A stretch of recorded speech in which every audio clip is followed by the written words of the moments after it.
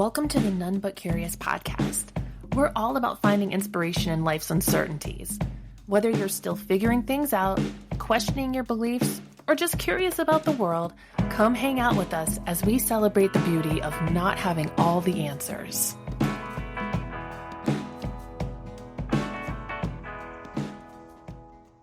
Hey, how are you doing? Really, how are you? Have you done anything recently to calm your nervous system? Yeah, I've been neglectful too, so this serves as our reminder to do that after you listen to this episode. Because today we're diving into one of humanity's most powerful, dramatic, and strangely hopeful fascinations, the end of the world. Think about it. Nearly every culture throughout history has told stories about how the world might end. From the icy fjords of Scandinavia to the sacred texts of India, from ancient Mesopotamia to modern Hollywood, the apocalypse looms large in our collective imagination. But why? Why do we keep telling these stories?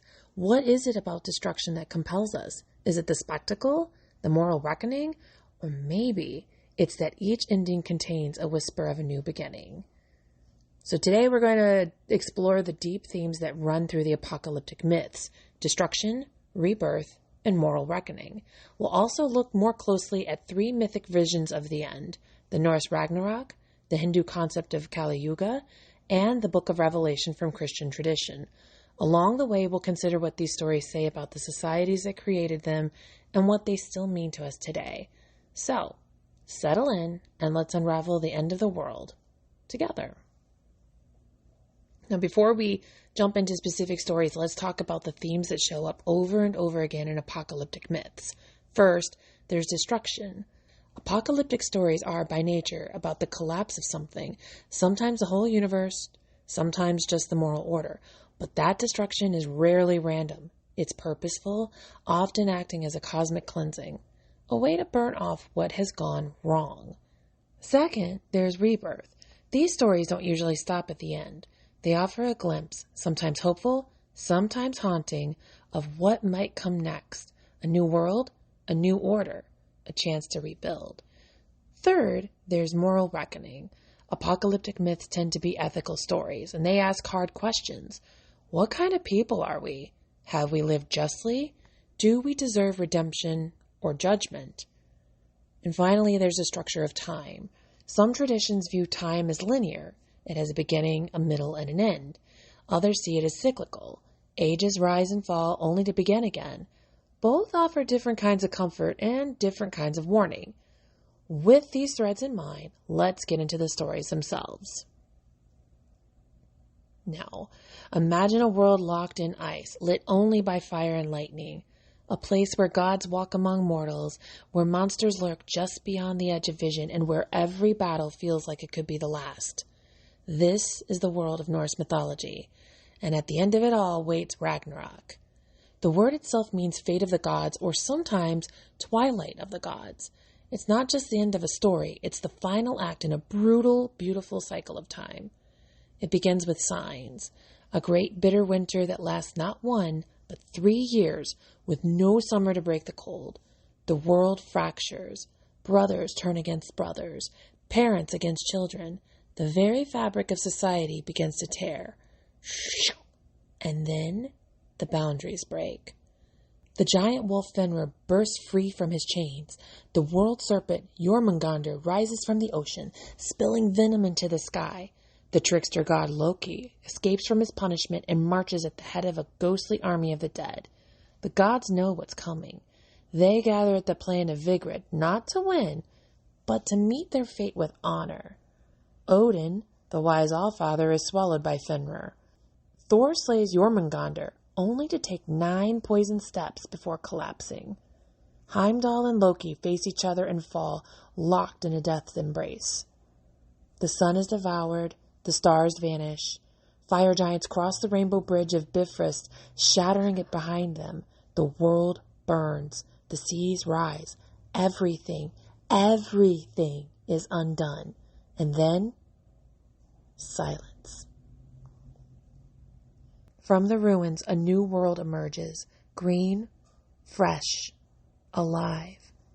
Two humans, Lif and Lifthrasir, step out from the sheltering branches of Yggdrasil, the world tree. A few gods return. The sun is reborn, now the daughter of one that was lost. And slowly, life begins again. In Norse myth, there are no guarantees, no promised salvation. The gods can die, the heroes can fail. But what matters isn't avoiding the end. It's facing it with courage, with grit, with honor. Because even in destruction, there's the hope of renewal. After fire and frost, the world blooms again. Now let's shift to the east, to the vast cosmology of Hindu tradition, where time isn't a straight line, but a great wheel, a wheel that turns through 4 immense ages known as the Yugas. First comes Satya Yuga, the Golden Age, a time of harmony, wisdom, and virtue. Then Treta Yuga, where truth begins to slip. Next, Dwapar Yuga, with growing confusion and imbalance. And finally, Kali Yuga, the Age of Darkness. It's the age we're in now, according to most sources. In Kali Yuga, things fall apart. Truth becomes fragile. Morality erodes. Greed, rage, and deceit rise to the surface. Leaders grow corrupt. Spirituality decays into hollow rituals. People lose their connection, not only to the divine, but to each other. It's not hard to see the parallels in our own world. Social fragmentation, ecological collapse, a sense that we've drifted from something vital, that we have forgotten something sacred. But here's the twist. This isn't the end. It's part of the pattern. Because after the darkest night comes renewal. In this tradition, the god Vishnu will return, this time as Kalki, his final avatar. He will ride forth on a white horse, wielding a flaming sword, not out of vengeance, but to restore dharma, cosmic balance. He cuts through illusion. He clears the way, and with that, the wheel turns again. A new Satya Yuga will begin. The Golden Age returns, not as a memory, but as a future. It's a powerful vision that decay is not just collapse, but preparation. That even when the world feels like it's unraveling, something is quietly developing beneath the surface. The message is sobering, but strangely hopeful. The end of one age is the seed of the next. So, maybe the chaos we feel isn't just destruction, it's transition. And our third story takes us to the Christian tradition, to one of the most haunting and enigmatic texts in the Bible, the Book of Revelation. It was written by a prophet named John, exiled on the rocky island of Patmos. Isolated, far from the world he knew, John received a vision, vivid, otherworldly, and urgent. What he wrote down wasn't a simple prophecy. It was a dreamlike revelation charged with symbols, mysteries, and meaning. It begins quietly, doesn't it always? Letters to 7 early Christian communities, words of encouragement, warnings, reminders to stay faithful in the face of persecution. But then the vision expands, wider, wilder. A scroll appears in the hand of God, sealed with 7 seals. And as each seal is broken, the world begins to unravel. The 4 horsemen ride out. Conquest, war, famine, and death, ushering in an age of suffering and fear. Plagues sweep across the land. The sun turns black. Stars fall like shattered glass from the sky. A monstrous beast rises from the sea, bearing the number 666, a symbol that is echoed through centuries. A dragon, vast and terrible, tries to devour a child destined to rule the land. It's not just destruction, it's cosmic conflict. The forces of good and evil, light and shadow, gather for the final confrontation, Armageddon. But, and this is important, beneath all the fire and all the fury, there's a heartbeat of hope. Boom, boom, boom, boom. The chaos is not without purpose. The pain is not without end. The faithful are remembered. The righteous are protected. Justice is not only coming, it is inevitable. Babylon, the great symbol of corruption and excess, is brought down in ruins. Evil is held to account. And then, just when the world seems lost, comes the promise. A new heaven, a new earth. No more sorrow, no more death. A holy city, New Jerusalem, descends from the sky, radiant with gold, adorned with precious stones, glowing like something from beyond time. In this renewed world, God walks among the people once again. There is no temple, for the divine is everywhere. No need for sun or moon, because the light of God fills everything. Revelation isn't just a warning about the end, it's a vision of fulfillment.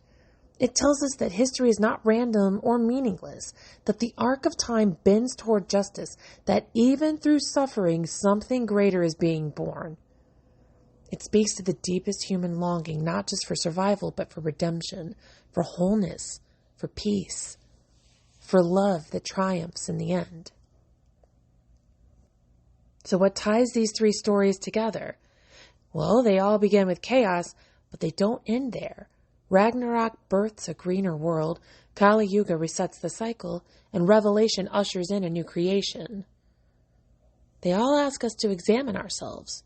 Are we living in balance with others, with the earth, with the divine? Are we prepared to face what we've created? And they all suggest that endings, while painful, are not final. They can be a doorway. But these stories aren't just relics of the past. We see echoes of them today.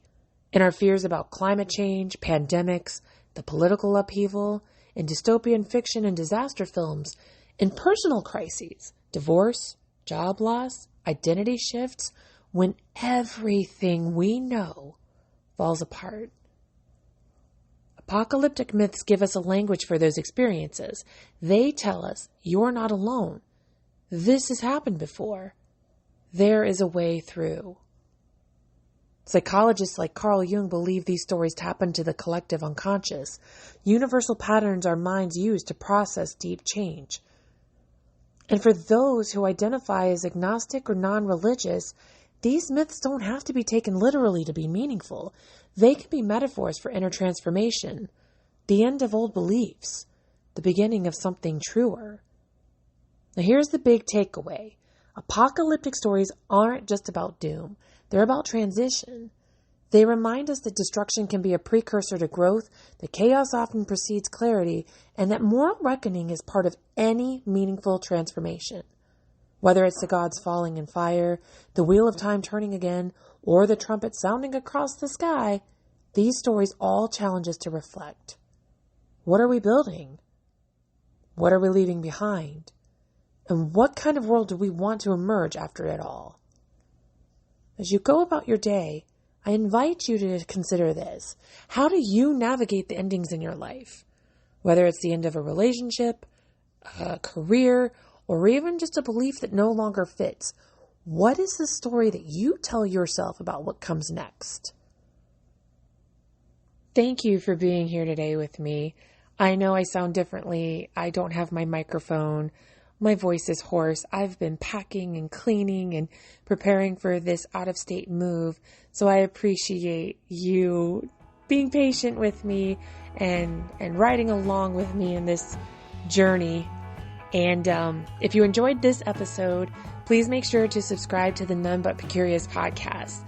Share it with someone who loves myth, meaning, curiosity, and then send me your thoughts. I'd love to hear what this sparked for you. And as always, until next time, stay curious.